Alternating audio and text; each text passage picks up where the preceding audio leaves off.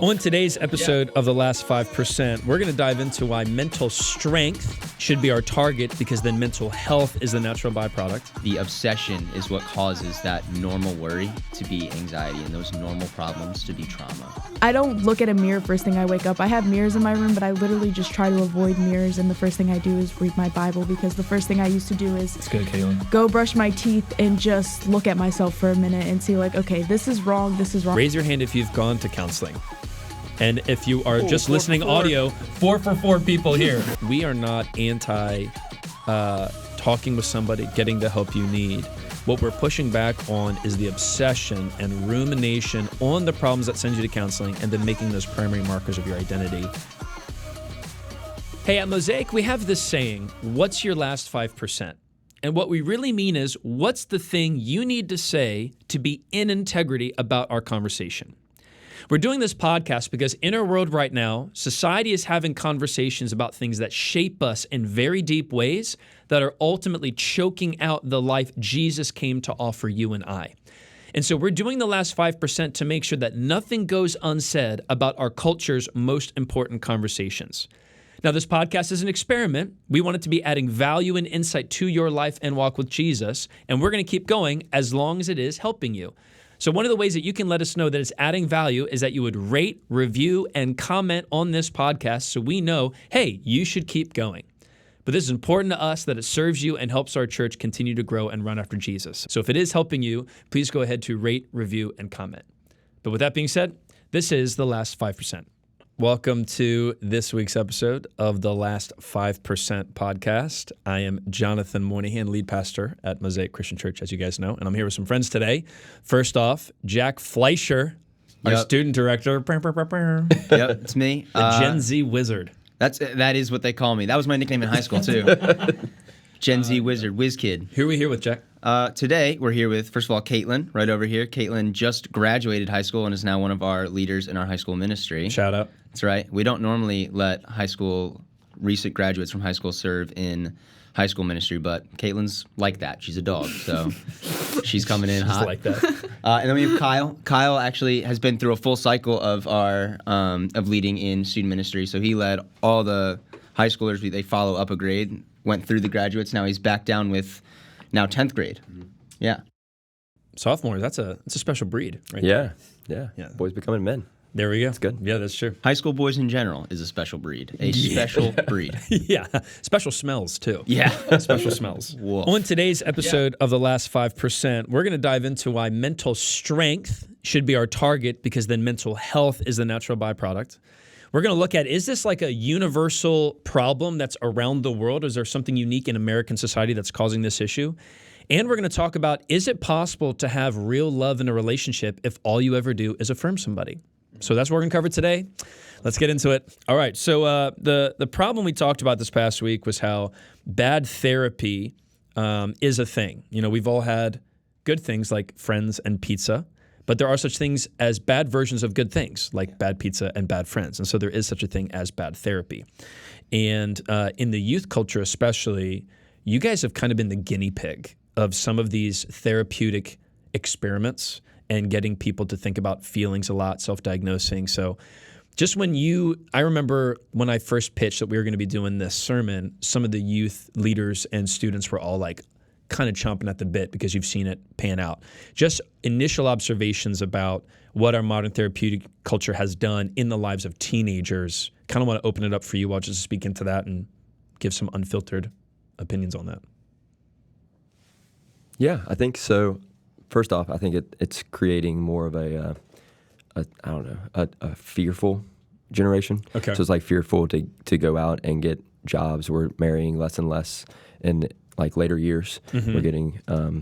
We're having troubles getting out of the house. We have a lot of people getting driver's license later, because I remember growing up, as soon as you turn 15, 16 years old, you're getting your driver's license. You're trying to get independence.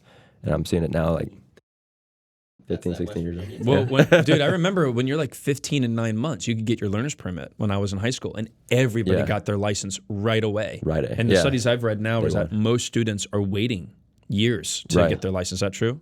Right. Oh, yeah. Yeah, I'm the, so when I was in my senior girls group, there was, I think, 2 out of 10 of us who had our license. So it's definitely 2 out of 10. Yeah.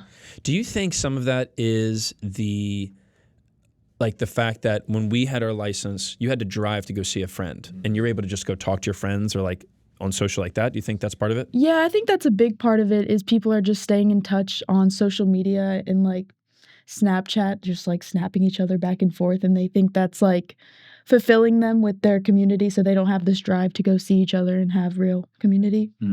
So only 2 out of 10 of the girls that were in my group when I was a senior have had their driver's license. And I think a big part of that was them not having the drive to see each other in person because of social media. They like believe like snapping each other or DMing or commenting on each other's posts is like fulfilling them in their friendships.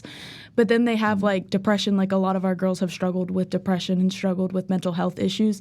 And I think a big factor of that is us not taking the effort to actually see each other in person because of this like solution that like we think we found. So Caitlyn, your journey towards Jesus, you didn't enter high school walking with Jesus? No. So you probably lived that script that like Snap and social was enough for you, but then something shifted. What was it like for you going from the same script that everyone else lived to now having this like deeper conviction? It kind of felt like surreal because I was in high school and I would just like look around and everyone's on their phones or everyone's just texting, and like I had like just like I wanted to like have community. So that's why I'm really grateful that like I found youth group and I was able to find people to like genuinely pour into. Like I think through high school, like one of the only people I actually hung out with was like my best friend, and now I have like a full group of people that I know I can rely on, seek, and like hang out with. So it's definitely like a big shift. You said the phrase like it takes work though to connect. So you have learned that the work is worth it, I'm assuming, based on how you're articulating. What would you say to like a high schooler listening that feels almost overwhelmed by the amount of effort required to pour into friendships? Like, would you have an encouragement for them, or like, yeah, it is hard, but like that's why it's good? Like, what would you say to someone who maybe does feel overwhelmed about getting beyond Snap and actually putting in the work?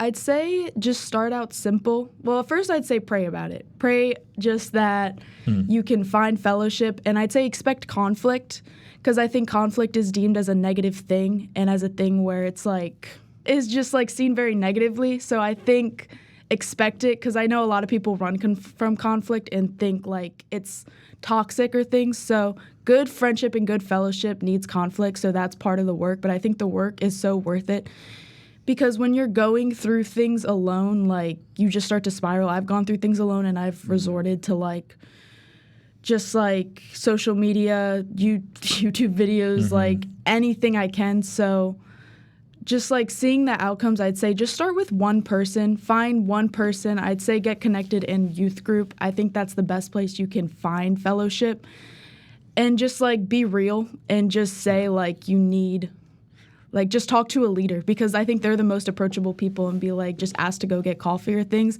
And I think just a small seed like that can grow so much. And that produced obviously a significant amount of health for you with your friendships and relationships and all the things you've been through. She's like that. Yeah, she is like that. Why? Well, there's 2 things that came to mind. I want to ask a question to you, Jack. So you talked about there used to be FOMO. You remember that phrase, fear of missing out? Yeah. I have heard some sociologists use a new phrase, fobbo, which is fear of being overwhelmed. And so the therapeutic culture has produced high school students who don't have fear of missing out. They're fear of being overwhelmed, and so they don't go places. They don't get a license. They settle. You know, like some stats indicate, and I'm not advocating for this, but high school students now are having less sex than any generation in history. And so they're just going to pornography and online stuff because they don't want to be overwhelmed. So they choose intimacy in an environment they can control, which is obviously counterfeit and problematic and toxic and erodes the soul, because Jesus very clearly teaches that this hurts us when we sin that way. But that's an interesting dynamic, that the therapeutic culture has actually created us more fearful of being overwhelmed. And conflict, that's a great point.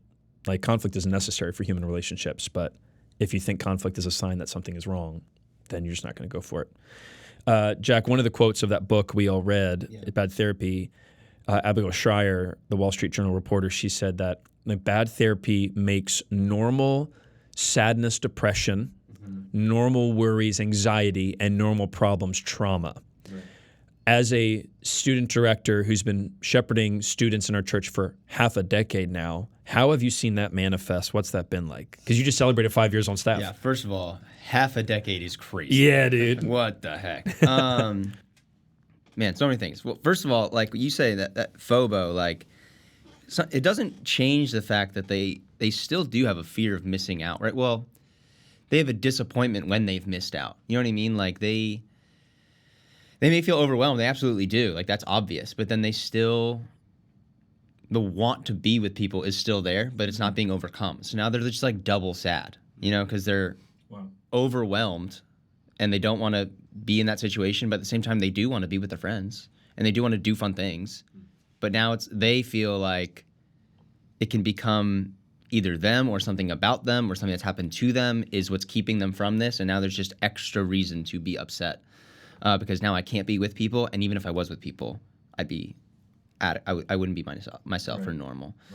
Right. But yeah, you see your point of, I mean, I love the idea that like normal sad things become depression. And that's, you know, you talked at the beginning about the obsession with mental health. Right. That's the word I would use. A lot of this is about, you know, the obsession is what causes that normal worry to be anxiety and those normal problems to be trauma. Mm-hmm. Because if you're sitting there and thinking about it, maybe it does start to do that much damage to you internally because it's all you're thinking about because you are obsessed with that idea of it. I mean, we see it all the time, you know. There are students who are going through like incredibly difficult things, you know. And I know Caitlyn's story. She's been through really difficult things in her past. But then there's students who are going through something hard, and maybe it's been the hardest thing they've gone through, but it's still not quite at a clip that it should be affecting them maybe to the way that it is. Right. And that happens, but it's happening so frequently. Yeah. And a lot of it is because it's not the exception now, it's the norm. Right. And because that's what I mean is because it's the norm, because it's expected, you almost want it. Well, all of high school is building an identity within the tribe that you're a part of. And you have to, there's some studies that indicate children develop an identity in contrast to their parents, but then they also build an identity in the dynamic of their social setting. And if everyone has this problem and you don't, then you're other, and then you can't even form an identity of who you are as a student or as a teen. Yeah, show me your friends and I'll show you your future, right? Right, like, right. You are what your friends are, essentially. Caitlyn, someone who's listening so far has heard you talk this big game about community and like doing what's hard and how it's worth it. And incorrectly so, their judgment might be, man, Caitlyn's just had a really good life. She just is just super mature. She must have grown up in the church. Everything's been fine. This girl doesn't understand. She's privileged. She can't understand what I'm going through. Would you be willing to correct that judgment and kind of share some of your story and maybe how you are evidence that deep pain doesn't have to become your identity?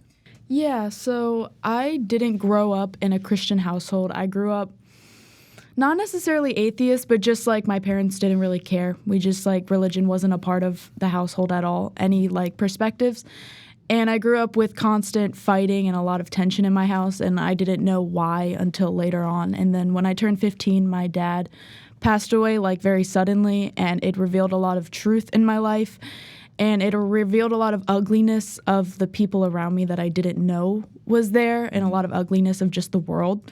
And it was very overwhelming, and it brought me to a point where I was like, I never really had thought about death. I had never thought about what life truly was. I was on this, I used crystals, and Come on. I was just like, you are your God. Like you can find peace on your own. And like, I'd never been through something really traumatic, so that's just kind of like what I resorted to. And I had always struggled in my life to find community. I never felt like I could find a group that I truly fit. I had friends here and there, but I never felt like I had a solid like group of friends I could rely on. So I found Jesus, I think, about 3 months after my dad had passed, in the strangest way of just randomly thinking about him one night. And like, it brought me so much peace that I chased after him. And I didn't have an easy journey finding community when I found Jesus at first. I went to youth group, but I wouldn't really talk to anyone. I'd go and I'd leave. And do you remember that, Chuck? Yeah. One time he knocked on my car door because I was sitting waiting for my friend to get out. What a creep. What a creep. And then I went to CIY, church camp, and then That was a bit of a rough experience in the beginning there. I thought I was going to leave because I felt very overwhelmed. Like, that's what I thought about when you were talking about being I had a overwhelmed. multiple paragraph text from Caitlyn the night that we got to CIY. This is a newish girl to us still, and I was like super excited. When she signed up for camp, I was like, let's go. Here's this girl that sits alone in her car before group. She signed up for camp, hyped up.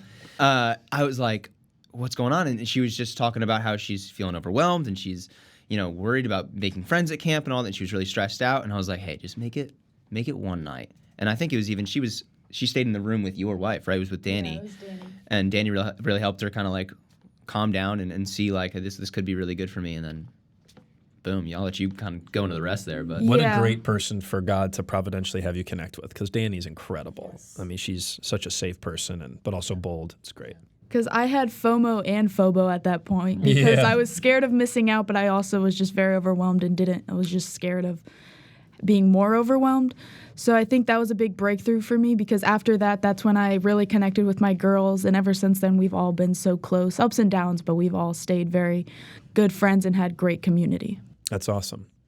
found her boyfriend too. I did. Hey, yo. Hey, camp dating. It's real. Oh, boy. It can work. Oh, boy. Probably shouldn't, but it could. This podcast does not affirm or promote. I'm just kidding. Come on. So someone else might be hearing this and thinking, man, these people hate counseling. They don't believe in therapy. They don't want people to get genuine health care. None of us are saying that. Raise your hand if you've gone to counseling. And if you are just listening audio, 4 for 4 people here raise their hand saying they've been to counseling or are in counseling. And so it's important to note we are not anti talking with somebody, getting the help you need.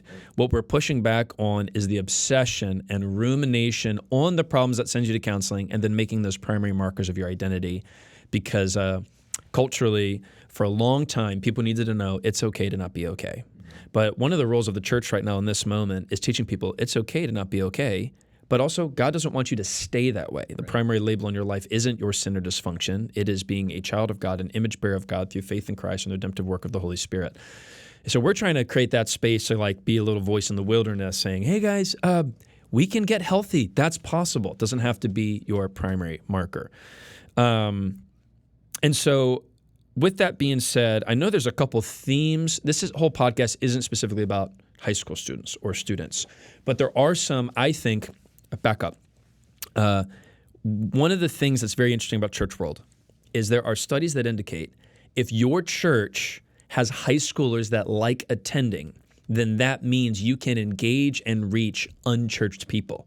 So one of the markers is that if a high schooler will attend your service, then an unchurched person will attend your service.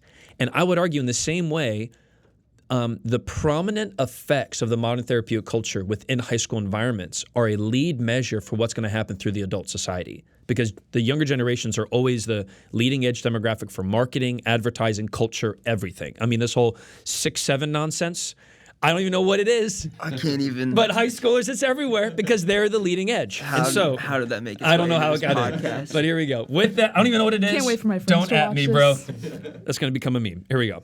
So with that being said, though, there are trends in the high school sort of swimming pool of mental health that are indicative of larger problems that adults are dealing with or are on the way. One of them being this whole like contrast between like victimhood as an identity or taking action for your life. I know you guys have mentioned this as a thing here, so I kind of want to punt it to you all and be like, how have you seen that manifest, this contrast between taking action for your own healing and recovery, but also like that pull for being a victim and making that a label?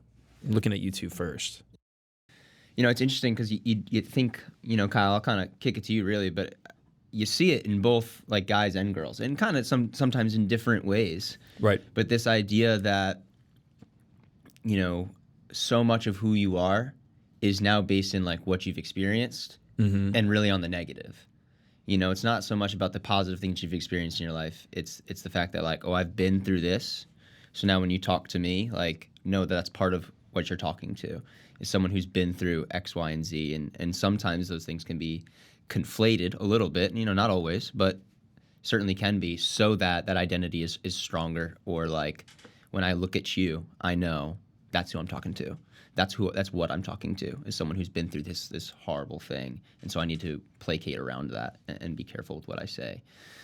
But Would I know you say that socially, someone will get like criticized if they don't factor all of someone's past if you're going to try to talk to them? Yeah, and so yeah, for sure. And then if you don't, because if you aren't careful or kind or polite about it, then it's like, well, now you're or affirming of it. or affirming of it. Yeah, polite and affirming are different. Right. I can yeah, be polite yeah. and disagree with you. Right. But if you're not focused on that part of me, Hypersensitive how to dare it. you? Yeah. Right? Yeah, if you're not hypersensitive Yeah. to it, if you don't make accommodations for it, really, then how dare you? Because that's a big part of me, is what they say, right? But we see it differently in guys and girls. I mean, surely you've seen it in your guys throughout the few years that you've done student ministry. Yeah. So sometimes people blame their past or some like growing up. But what I've typically said to people is like, it's like a rearview mirror when you're driving, if they're doing driver's ed, for instance, or if they're driving. So I'll say like it's like a rearview mirror. You look back, you see where you've come from to help you guide where you're going, but you don't focus on that, because then if you focus on that, you're not going to get where you want to go. You're going to crash. end up wrecking. Yeah. Yeah. So I tried to treat it like that and try to say, yep, it's good to acknowledge where you came from or something that came up in your past, but use that to help you get to where your end destination is and focus on that. Right. So that's what, yeah. So coming from West Virginia, were you allowed to have emotions? Shout out. Growing up in West Virginia? What was your relationship what were you like as a high school student? Did this ever come up for you, or was it more of like the opposite problem of like shove everything down and just get through it? It was a lot into like high school that. Kyle. Yeah. Yeah. Man, that takes me back. That's 20 years ago, but no, I'm kidding. Yeah, so I had emotions as a high schooler. Well, And- everyone does, yes. Yeah. The question is, are they safe and welcome out in the open, or do you shove them down? It was typically shoved down. I remember talking to, hopefully my parents aren't watching this, but I remember talking to my parents about this, and then they were like, oh yeah, therapy, you don't need that. That's like, counseling is not something you need. That's just pray more, or just It's for weak people. push through. Right. Yeah. Right. Or they just didn't believe it worked. Right. That was another thing. So, yeah, that was kind of the culture that I grew up in that I remember. Not many people going to therapy, never really heard of it. It was really, really extreme cases that went to therapy. Mm-hmm. And it was kind of like the stigma you brought up of You would everybody never looked want down to on. publicize that you were going to counseling. Right. Yeah. So we're about 10 years behind in West Virginia. So it's catching on. So what's it been like for you coming from that background, but then leading and shepherding students who are in like the other extreme here? Right. Has it been smooth? Is it tricky? Like, what's it like for you? Yeah, it's definitely been a little bumpy. That's kind of something I wanted to ask is like, do you have any, because you talked about the quote of deep traumas become, or normal sadness becomes anxiety, or whatever Yep. the quote is. Sorry, I'm butchering it. You're fine. Edit that out.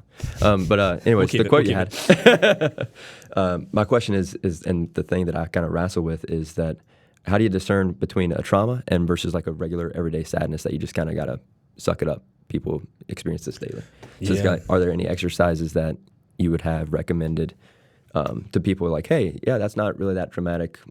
I don't really think that's a big deal to dwell on, or that is something I need to work through. And like, how do you help someone get that health? I love that need? it's something that he wrestles with. Wrestle with it. You asked him about West Virginia, he's like, something to wrestle with. So two things come to mind. One being, I talked to a counselor in our church after first service, and he helped me a little bit with some language because I don't want to minimize what someone's pain is doing to them. But I want to be clear that, like I said in the sermon, someone who endured sexual violence from a boss endured something very different than getting catcalled. Right. Even though catcalling is gross and dishonoring and disrespectful, those are, and it can mess with you. Mm-hmm. It can plant a lie that I am how men perceive me, and that can produce all sorts of legitimate trauma later on in life from a toxic splinter, basically. But it is different than someone who's endured sexual violence. So the counselor helped me just articulate a little bit better. Trauma is really defined by what the pain is doing to you, and usually trauma is defined as a event that is so overwhelming it goes beyond like your ability to cope. Now, someone who has an alcoholic parent is going to be put in an environment where like they can't cope. But that is different than someone who was like physically and sexually abused by a parent for 10 years in the home. Like there's just different levels to that. So I don't want to minimize how it's messing with somebody. You know, like at Mosaic, we say we're a church that says me too. We may have different pain, but what it's doing to us is the same. So we can bond over that. But in terms of identifying what is a legitimate trauma that you can't cope with and what is like a genuine sadness point, I do think the amount of effort and the state of the tools you have to confront that problem, your ability to like navigate that is what's going to determine it. So for example, I have a friend who had abuse in their past. Articulating it would cause them to vomit. They had internalized all this stuff. They physically couldn't speak about it without vomiting. That is a pain point that is beyond typical sadness. Make sense? Right, yeah. But if you're waking up every day with a blue because you're lonely and you thought you'd be married and you don't have purpose at your job, I don't want to minimize that and say you shouldn't talk to somebody, but like those are different levels of sadness and brokenness. So I talked to a guy yesterday at church afterwards because I've shared that story of how I got abandoned at the pool party. You know, I swam and then everybody ran out, and that kind of planted a seed that if people don't love me and want to be around me, then I don't have worth. He asked, like, how did you deal with that without ruminating on that? Looking at memories or looking at your sadness with the appropriate tools and the appropriate accountability and assistance, I think it'd be a really good thing. That's good. So ruminating, I think, is like that endless replaying of what happened and how it's affecting you instead of like healthily reflecting on it with accountability, support, biblical truth, stuff like that. It's a long, I don't even know if I got there as an answer. No, you're good. You're good. I've seen a little bit of that with dealing with younger men with purity. And if you focus on the bad thing, if you keep focusing on it, you're going to mess up. And you're going to have struggles. So, but if you focus on something else, you replace that temptation maybe or that trigger with something good, positive, you'll achieve more success. Yeah, if you're sitting in your room, we tell our high schoolers all the At time. midnight. Yeah, if you're sitting in your room at midnight, you're staring at your laptop, and you're like, I don't want to watch porn, I don't want to watch porn, I don't want to watch porn. Well, guess what you're thinking about? Yeah. Right. Porn. Like, you Don't gotta think get about out of snakes in a hot tub. Now I'm thinking about snakes in a hot tub. Right. It's weird that you jumped there. Yeah, it's just like weird Snakes in a hot tub. Whatever I say don't think about is what you're going to think about. Right. That's what I mean. Yeah. But another camp illustration really is we had a girl who was dealing with some kind of anxiety around people, and just the amount of people around and everything. And we had a girl who was new to us at the time and came in and like walked into the cafeteria, felt like everyone was looking at her, and threw up. Right. And I remember I was talking to a parent who was talking about their student wanting to come to camp and was like, you know, they struggle with anxiety and they're worried about people being around and kind of the same sort of issues. And I hope it was comforting. She ended up coming and had a good time. So I hope it was comforting that I said, like, hey, you know what we did with this girl, for example, is the next year when she came, you know what we didn't talk about was the cafeteria. You know what we didn't talk about was everyone looking at you. Like, in some cases. Which, by the way, not everyone was probably looking at her. Right. There was a No, of course not. deeper-seated incongruency with reality that brought that on. And so it's like you have to care for whatever the root is of that pain that has a physical response there, but also you can't play into a false reality that they think is true. You have to confront that reality or else it'll never get better. Yeah, but if I stand there and I say, hey, no, it's going to be better next time, like, get ready. Do you want me to, like, hold your hand as we walk in? Do you want me to...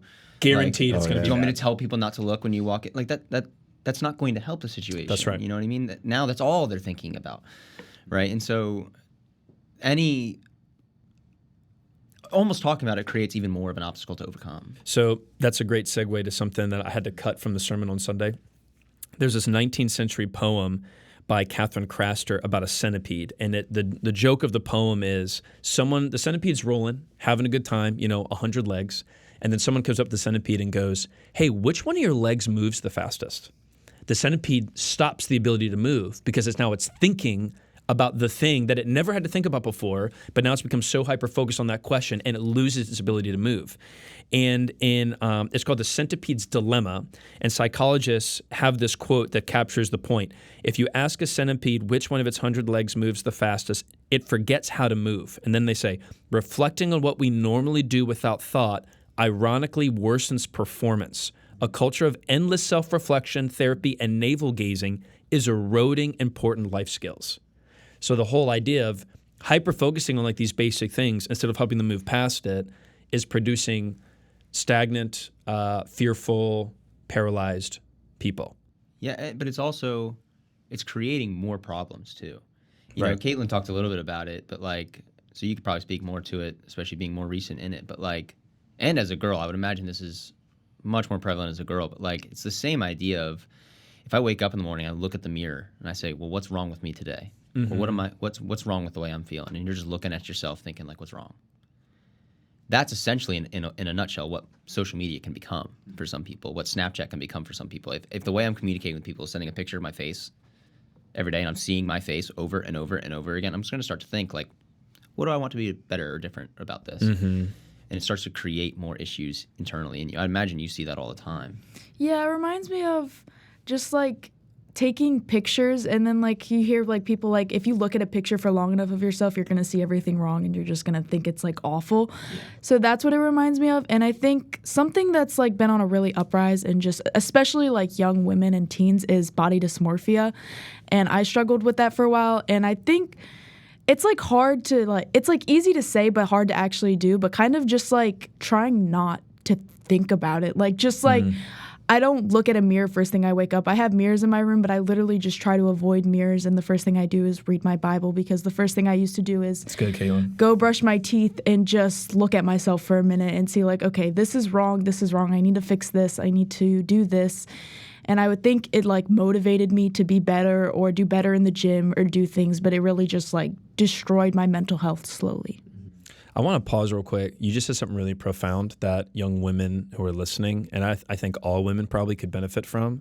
You said for a woman trying to get her identity in Christ, there's a value in turning to Scripture before even looking in the mirror. I have literally never heard that perspective before because I'm around dudes a lot, and that's not really a problem for the guys, I don't think. But there's something like someone listening to this could literally this week take an action step and say, every day for 7 days, I'm gonna see myself in the words of Scripture and what Jesus says about me before I see myself and all of my flaws and all the things I don't like in a mirror. I think that's really profound. I want to make sure I double clicked on that because that was very, very important. I've never heard that before. Well said, Caitlyn. Yeah. But then it happens internally too, right? Like it's not even just the physical stuff. It's the same idea of, well, what am I feeling today? If I wake up and I think, how am I feeling? What's going on in me? What do I need to change? What's not okay? And like maybe to an extent some of that's okay, but if you're constantly like, what's making me sad right now? Now again, I'm thinking about what's making me sad. What's making me anxious? What's making me nervous? Right. What's making me scared? And now that's all we're thinking about, and we're just ruminating on that thought, you know, and it becomes that centipede dilemma all over again, but in your head about what internally, emotionally might be going on with you. Right. So, you know, we're talking in the American context, and a lot of what we're articulating is true in prominent Western nations. But one of the questions sociologists are asking is this just a universal generational thing, or is this more of a unique phenomenon to Western hyper-affluent, you know, and digitized societies? And I don't know if you guys seen this. There's a Netflix show, documentary thing called Old Enough. And it's where Japanese families, well, actually, we have a video clip. Let's just watch the clip and let them explain, then we'll break down. The little boy in the squeaky shoes is just under 3 years old and embarking on a mile-long parent-free journey. He walks along this busy road before arriving at the grocery store where he's tasked with buying food and flowers. He then returns home, his first errand complete. The show is called Old Enough with an exclamation point, though some might argue a question mark is more appropriate. It's generating all kinds of discussion. I mean, I raised my kids in bubbles, and I protected them, and I put up some guardrails, but I would not do this. All right, so first off, I'm not taking parenting advice from The View, ever. The fact you didn't do it means I guaranteed I want to do it. Yeah. Right. But two, there's a lot of people who criticize the show, or they say, man, this is so great for Japan, but we can never do it in America. I push back on that because we just showed a clip of a little boy walking next to what would be a highway with no guardrail in a sidewalk. And we would say, well, that's why we can't do that in America. And obviously, like, I can't have my kid walk on I-95. But I think Americans see that and then pretend we couldn't do it as a mask for our own anxiety as parents. I know I'm guilty of that. Yeah, instantly saying, couldn't be me because I don't want it to be me, right? Yeah. So when I grew up, my parents would let me go outside, and then I would play till like the lights came on, and then I knew I had to come home and the lights came on. I kind of want to ask you guys as like the younger people, even though you're younger than me, Kyle, but I'm just going to ask them. Like when you're in middle school or high school, what has play looked like for students today? Like, do they go outside with no supervision? Like, do people just get on their bikes and ride around? And I mean, yes and no. I actually, it's funny. It's funny you ask. Maybe I have a unique perspective. I live in a neighborhood that's mostly immigrants, and there's never parents out there. Like, they're always hanging out. But I know for most of my middle schoolers, like, no, they don't have control, so to speak, over their life or over their schedule, and some of that's good. They shouldn't. We played a game with packing peanuts like last week, and then I got a text that a bunch of them were eating packing peanuts. So maybe it's fine that they don't have total control over their schedule. But the idea that it's the same thing as them not getting their license. It's like, do they want to? They don't need to go see each other on bikes because they can just snap each other. Yeah, or then are they allowed to? Because a parent might not be willing to take that risk. Not the student, right, but the parent. What's interesting you bring up, I've been in your neighborhood, and it's interesting that like the children who are outside and playing are all like first-generation immigrant families. That's really interesting. So I had another thing I had to cut from the sermon on Sunday. Sociologists now warn first-generation immigrant families that the more assimilated that your child gets into American society, the more likely your child is to become depressed. So there's something beautiful about first-generation immigrant families, their children, their boys coming down, coming to America, and they're just playing outside while all the Americanized children are staying inside and not doing anything. But the data shows, there's this book called Crazy Like Us that was written in like 2012 or 2011. And so it was before like the incendiary 2016, 2020, and 2024 elections. This isn't about political policy or foreign policy. It's just something that the American culture is outsourcing, or not outsourcing, we're exporting, is like this mental health crisis in young people. So specifically Latino families, the more their teenagers assimilate to American culture, the more likely they are to get anxious and depressed, which is crazy because they're coming to America for opportunity and all these things, but then there's this weight of like the things that you're talking about. This is an interesting segue that the people who you see outside are sort of, I don't want to say unassimilated, but they are families who their teens aren't raised up in the same culture that the life script is in North America right now. Right. There's something beautiful about that. It is interesting because in some ways, like, I get the fear. We talked about it at the beginning. It's the obsession. We're obsessed with mental health. And so to be obsessed with mental health, you have to be obsessed with mental unhealth. Like, that's the point. And if that's all we're talking about, if that's all we're ever seem to be focused on, if that's a big part of most people's life, then of course it's going to become a big part of your life if you're around that. We talked about with friends, like if you're around that, it's going to become a part of your life, even if you don't really want it to be. Like, it's going to be brought up in conversation. A lot of our students, we're church people, don't go to church. So we get a lot of different kinds of students in here. Students who have been going to church their whole life or like brand new to church. Like Caitlyn came to Jesus and was like, let's go find a church, go to Mosaic. And so we get all kinds of students, and there's a lot of them who like, it's part of the normal life script to just be in therapy and go to therapy, even if there's not necessarily something quote unquote wrong, because it's seen as like the healthy thing to do. But I would argue that doesn't help that kid. For the most part, unless it's like a very good therapist targeting specific things for certain periods of time with goals. But if it's just like, oh no, I'm going to go see my therapist to figure out like how to make friends when I get to college, or so that just to know I'm like doing all right in school. And it's like, well, wait a minute, like what are we really trying to accomplish here? And then that person's friend is like, well, should I be in therapy? What are you talking about in therapy? Should I be focusing on that myself? Like why am I not as happy as maybe I should be? Like, and then they all kind of feed off each other. Yeah, feed off each other and conform to this thing of like, oh, let's strive for happiness all the time or peace all the time, when like, I don't know if that's really gonna be the goal either. How can you find that right balance for challenge and care? Because you brought it up in the sermon, like unwise counsel focuses too much on challenge or comfort. how can you find that right balance as someone who's newly fathers? I mean, we're going to have to struggle with that as a father. How do you lead and let, like, see that video of a 3-year-old going to the grocery store?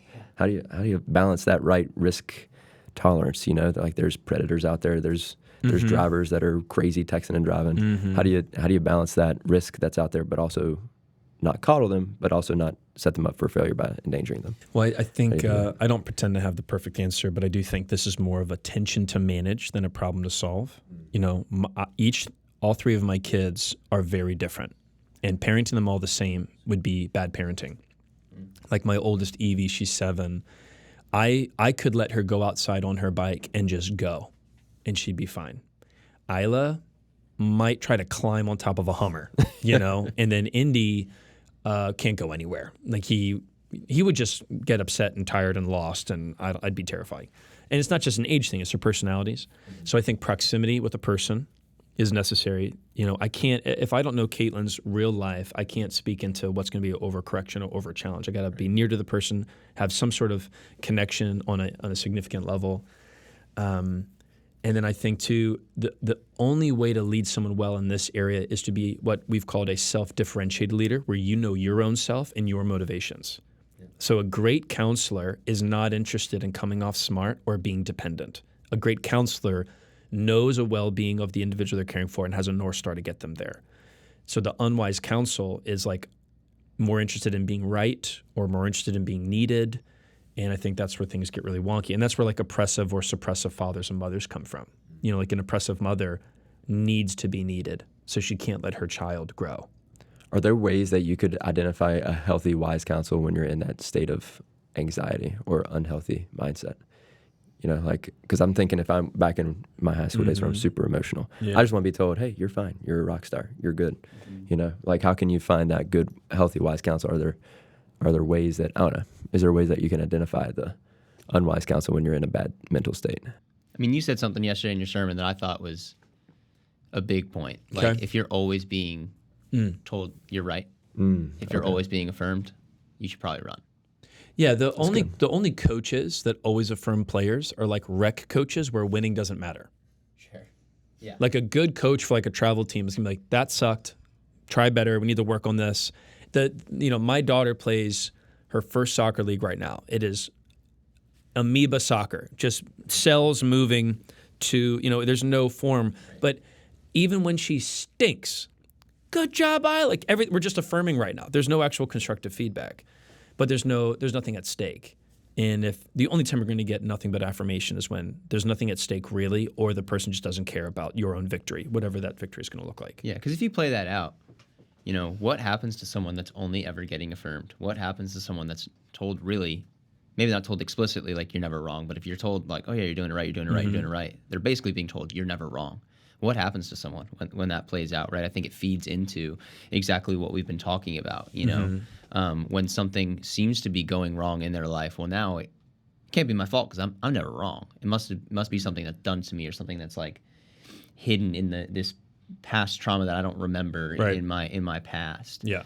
And that same unwise counsel, right, can lead to so many different toxic thoughts, I'll just call them. Yeah. Caitlyn, can you speak to that? Like having gone from, maybe you talked about conflict specifically in community. So my judgment is you probably came from an environment where after the loss of your father, there was a lot of like, oh my gosh, like just caring for you.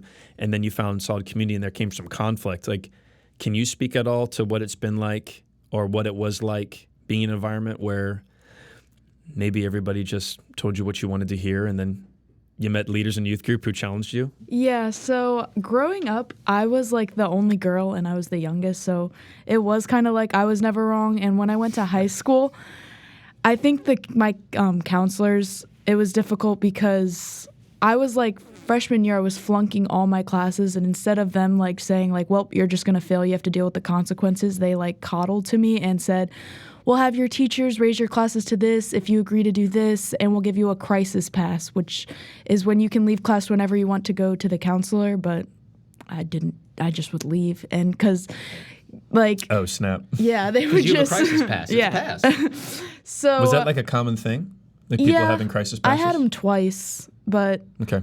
Fascinating. It's definitely more common now to have them. I've seen a few students have them, and just growing up in that mindset, I kind of just thought like it kind of put me in a victim mentality of like if someone disagrees with me or if someone doesn't like me, it's because they have something against me or they're doing something wrong. It's never on me. So getting into a Christian relationship, it was a really big battle into like Mikey would tell me a lot. He'd be like, "You act like you're never wrong," and it took me a while to realize. Mikey's your boyfriend, by the way. That camp guy I was talking about. It took me a while to realize, like, wow, I do always act like that. Like, I feel like I would always counter his points, and I'd always be able to argue my way out of it or debate my way out of it. And it was just never about, like, to me, it was always about winning the argument, never about getting through the problem together as together. So that's why I went to counseling, because I was like, there's something deeply rooted in here that I have to fix. And then from that, I learned to have conflict with my friends. Like if my friends did something I disliked, I would automatically think, I'd be like, they did this on purpose. They left me out on purpose. But I started to just tell them like, hey, you did this and this is how I see it. And I just want to talk through this. Yeah. And it's made things so much better. I've been able like to realize like people aren't naturally out to get you. Like half the time when people accidentally do things, they're not even thinking about it. And it's just an accident. And it's just made my relationship so much deeper. And I've had leaders like Tara and Maddie be able to hold me accountable to that and push back on when I tell them conflicts. They're like, what role did you play in this and how can you better communicate? Yeah, and I would hope, I'm imagining, you don't feel less loved by that, right? When they say, well, hey, what can we do to fix it? What can we do to help? And you might be part of the quote unquote problem. Let's also have you be part of the solution here, right? Like that probably makes you feel better, I would imagine. But then we get, that bad therapy thing we're talking about of like, it is so much easier for people to be told, nope, it's not you. Something else must have happened to you. So let's dive into that. I mean, Abigail Schreier talks about this in the book, even beside therapy. If there's a woman who has a kid who grows up to have like autism, it's easier to say, well, maybe it's because of vaccines, because it's just any kind of reasoning, right or wrong or whatever. Reasoning is what people want. They want a reason besides my fault. Not that your kid having autism is your fault, but just reasoning is what they want for the wrong things in my life. It's so much easier to be told, no, people might be out to get to you. Or of course you're going to think that. You've always been taught to think that. So just do you and let other people accommodate to you like we were talking about. Yeah, jumping to these things are our attempt to make a story we can live into when certain things are just very difficult to navigate, like, a child having a diagnosis you can't explain or something. I want to make sure people pick up on this. You basically articulated that a relationship with nothing but affirmation is actually a relationship void of love. Yeah. Because it is loving to support by calling out and correcting. If all I ever do is affirm my children, they will be in a very bad place. Part of my job in loving my children is having them hate me for a little bit. My son hated my guts this morning because I wouldn't give. He wouldn't put on his clothes. He wouldn't eat his food. I had to put him in timeout, take him upstairs, isolate him from the family because he was behaving in a way that was dishonoring of the family. He was disobeying me straight up to my face. Yeah, sometimes you just want to get naked and do your thing. He sounded like a velociraptor before 7 a.m. It was bad. Man, you are full of imagery today. Yeah, there we go. Hot tub full of snakes. Velociraptors. Naked baby velociraptors. He didn't put. He was in his PJs. He just didn't want to put on his clothes. Oh, I get it. He wasn't totally naked. Yeah. So you kind of set this up here, Caitlyn.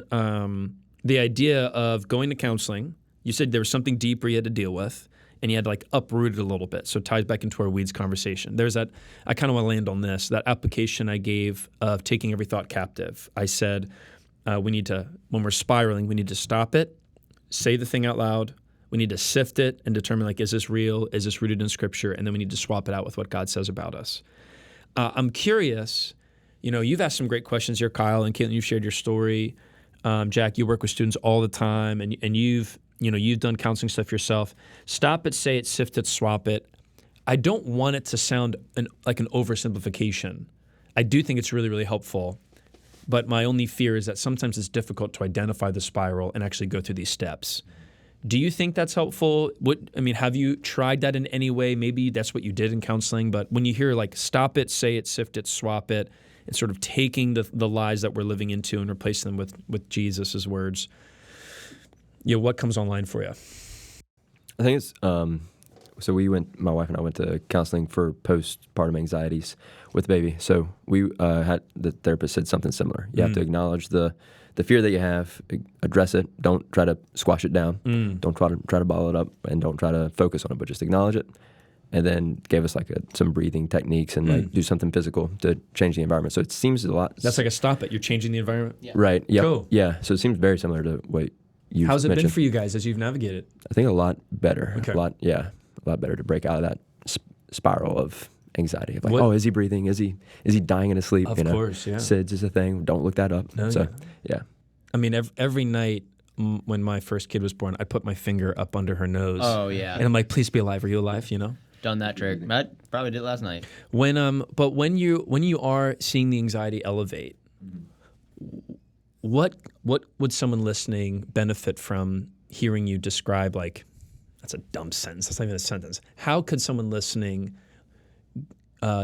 get something helpful from you about what it's like to identify that you're on the downtick and you need to do this? Because I think that's the hard part, right? Yeah. Yeah. Sometimes I'm already in the deep end before I'm like, I should have taken a breath, Yeah. So Too late now. Yeah. what's been helpful for you when it's worked or not worked that someone could learn from you on? Something my wife and I tried is like when we notice that we're going down that path, like in the other person, or if we, in a healthy space, we say, hey, maybe this trick would help when we're going down that path. Because when you're in the path, you can't think, you can't rationalize, you can't reason too well. So it's almost like you're saying, I think that answers your question. if you're on your own, good luck.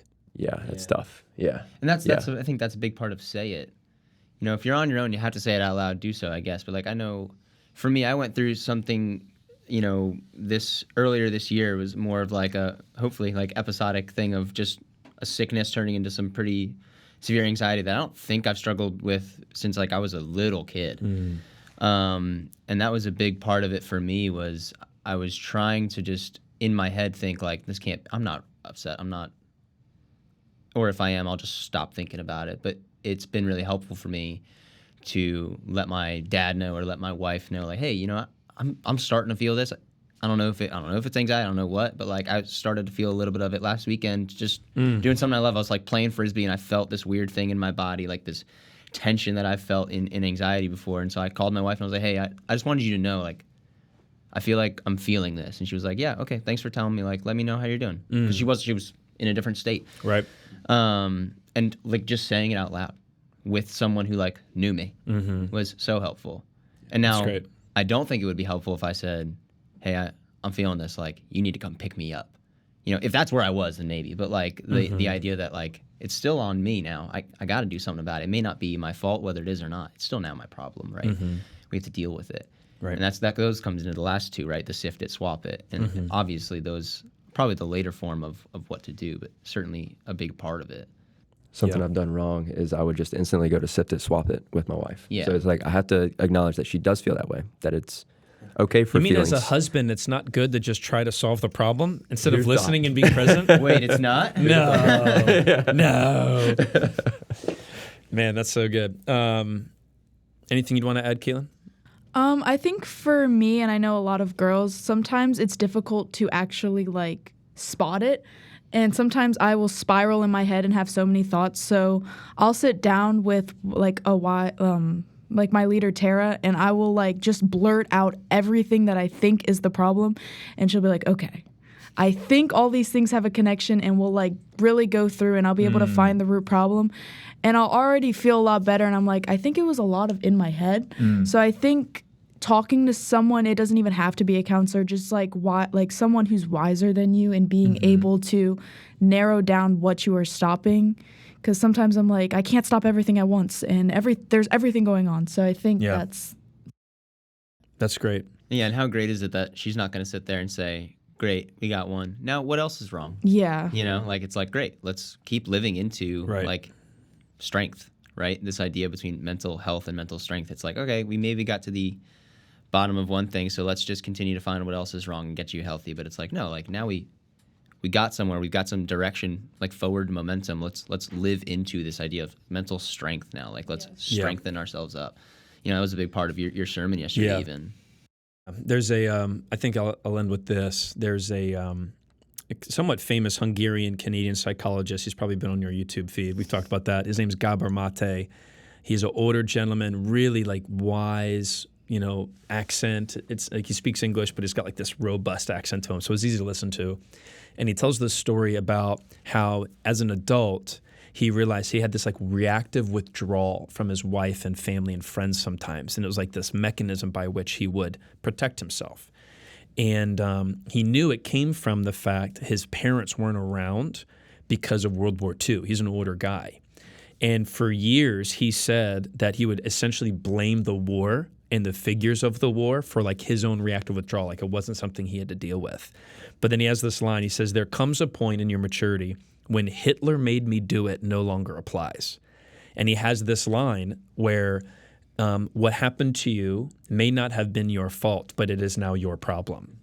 And, you know, carrying the burden and wounding of an alcoholic parent, or having a parent tragically die in the peak of your hormonal teenage years as a 15-year-old, or growing up in an environment where you were told to shove everything down, and now you're dealing with the terrifying fear of having a new baby that you feel completely not in charge of. Those aren't your faults. They are your problems now. And I think, you know, the invitation of Jesus is to not be a victim of that, but in victory, bring it to him, talk to him about what's going on, to glance inward and then gaze upward like we talked about Sunday, but through community, through vulnerability and the courage to be present in the life of somebody else, that's how we can start to pursue that strength. Because, you know, we have lots of problems that aren't our faults, but we're not off the hook for them. And it doesn't do anybody good to say, just stay as you are, everything's going to be that way. There was even a woman in the lobby this past week on Sunday after I talked about one of those CDC risk youth surveys. Mm-hmm. She came up to me and said her middle school student was being asked regularly, you know, how often do you think about suicide? How often do you think about self-harm? And she's like, my daughter never thought about those things, and now the idea has been planted in her head. And her daughter's doing okay, but she found out in Maryland you can remove your child from being included in those surveys. Mm. And it's an example of like, you know, it's not your fault that your middle schooler got asked about a suicide thing, but now it's your problem. You got to figure that out. And so it takes mental strength to even cultivate that within your child, within yourself, so you can lead well, all those things. But yeah, it's big when you identify it. Like, you know, you've referenced it, like, you know, when I was going through my stuff and getting counseling, it, you know, the people around me, not necessarily my counselor, but the people around me just that knew what I was going through could be like, well, you know, it might be, some of this might be like leftover from like your relationship with, you know, my mom being an alcoholic growing up. Like it could be a lot of that. And like whether or not it was, it felt good that it like I might not be the reason that something's going wrong, but it doesn't change the fact that like, well, I still got to deal with like what's going on in me. There's a part to play that you got to do. Yeah. Yeah. That's good. You know, but it happens. It happens, and it happens a lot in schools. We see it all the time in our students. It happens a lot in schools and in their friend groups and from their parents. But there's just so many different sources going into a middle schooler or a high schooler, especially from their phone. Like there's just a million voices that a few of them are bound to say something that isn't going to lead to mental strength. And so it's on us to like push that forward, you know, in ourselves and in people around us. And it's similar to what we say about tech. You know, like I'm not anti-tech, I'm anti-foolishness. Yeah. And we are not anti-therapy or anti-counseling. Yeah. We're anti-foolishness, and we're anti-leading people into destruction because we have not thought things through or even looked at the data. Yeah. So our desire is that we'd be an environment where people can get the help they need, but also elevate the bar to pursue mental strength that happens to the transforming work of God and not settle for what the world says. Look to Jesus. That's right. So, all right. Sounds good. That's been the last 5%. Great. Thanks, guys.